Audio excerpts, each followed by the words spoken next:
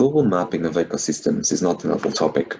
In the past, has been highlighted as a potential EBV, and in recent years, we gain access to several data products, such as, for example, the 250-meter map by Roger Syrah, and the global maps on terrestrial and marine ecoregions by the Nature Conservancy. However, while these maps provide us a unique perception of the spatial distribution of ecosystems, they are just temporal snapshots that ignore the importance of change.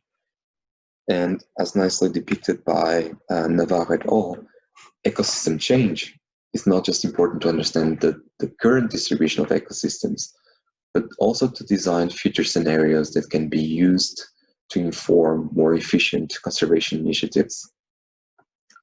The importance of space-time information in ecosystems is not just theoretical, but has also been highlighted in the scope of the post-2020 Global Biodiversity Framework,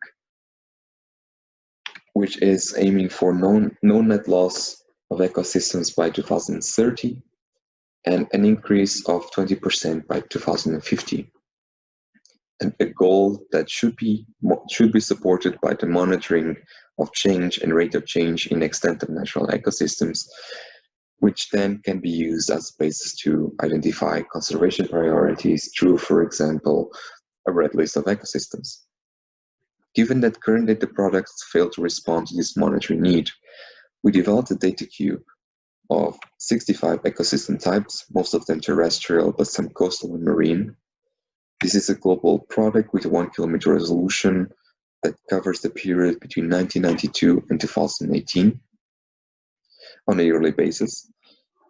And unlike existing products, which are categorical maps on ecosystem types, we provide for each of the ecosystems considered in our data cube a time series of per pixel areas. This means that for a given coordinate, you can infer not only which ecosystems coexist, but how they are competing for area and how this competition has evolved over time. Our list of ecosystems is extracted from the IUCN Habitat Classification Scheme, which serves as a basis for the assessment of over 100,000 species within the IUCN Red List. And when making use of this classification scheme, one of our main challenges was to translate ecosystem definitions, such as the ones you're seeing here, into concrete environmental drivers and connect those drivers to specific environmental data sets, such as, for example, climate, land cover, and water seasonality. And on top of that, we needed to translate these definitions into standardized rule sets that could be used to interpret these data sets and translate them into ecosystem extents from which we could then derive subpixel areas. When designing rule sets, we chose usually between one of two approaches. The first one would be a very simple pixel-based approach, which means that we're essentially looking at the overlap of environmental drivers on a pixel-by-pixel basis, affecting ecosystems such as forests, which, according to the IUCN class scheme, are mostly driven by climate types. And the second approach would be an object-based approach, where we're not just looking at overlap of pixels, but we're looking at overlap of pixel regions, affecting ecosystems such as deserts. As a specific example, I would like to focus on the desert of Namibia. Within the IUCN classification scheme, this desert is described as a cold desert because of its proximity to the ocean and the influence of ocean moisture.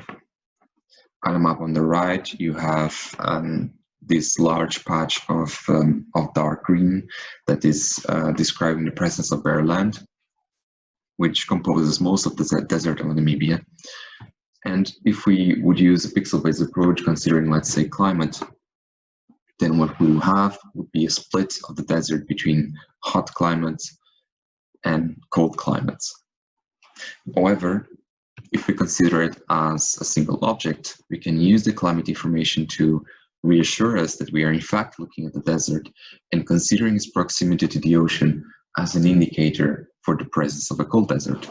When it comes to validation, one of the main challenges we faced was the lack of samples, which can be explained in part by the fact that a lot of the ecosystems that we're dealing with were never mapped before. As a consequence, we missed ground truth data.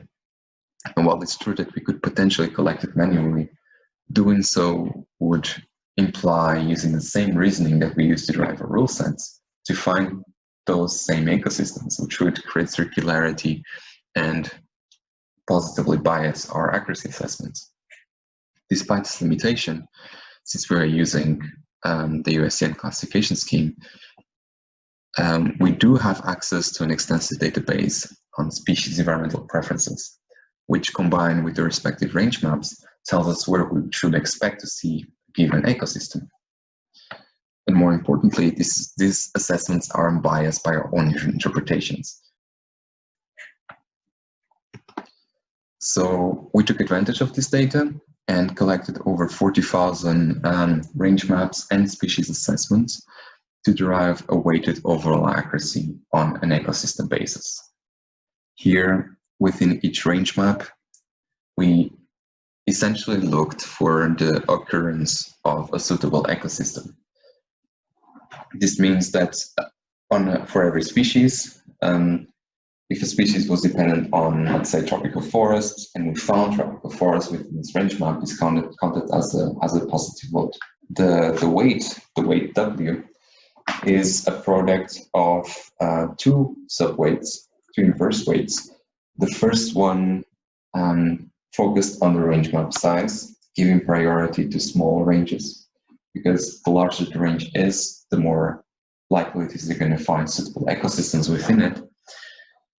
And the second weight deals with degree of specialization. Generalists will have more votes across different ecosystems. And here we give priority to those species that have less ecosystem dependencies. When we look at the results, you see that on the x-axis, you have the different ecosystem types.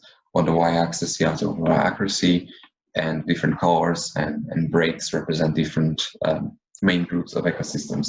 And what we see is that overall there is a high agreement between our maps and the range maps and interpretations made by both the IUCN as of where these ecosystems exist. Although some classes, like for example subantarctic grasslands, had comparatively low accuracies, which is likely related to the poor understanding of these classes. And of course, lower performances for classes related to fine-scale features like tide pools, rocky areas, and marine anthropogenic structures. What comes next? So at the moment, we are submitting two manuscripts. The first one with a dataset descriptor, which is going to provide detailed information on our rule sets, reasoning, and validations. In addition, we're submitting a paper on 30-year ecosystem dynamics.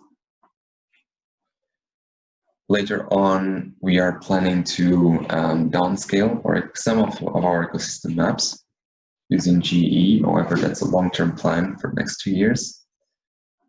And finally, we are planning to extend our DataQ past 2018. However, and that's why I have a question mark there, is dependent on the updates of the datasets that compose our DataQ, like for example, the CCI land cover and the global surface water, which are expected to be extended past this date. In the meantime, we are of course open to share our data before publishing. However, bear in mind that the sharing of documentation is of course conditioned by the publication of data descriptor. At that time, all data and code will also be made publicly available. Finally, if you have any questions about the data, or if you're interested in acquiring it before the publication time, please feel free to contact either me or Carson. Thank you very much.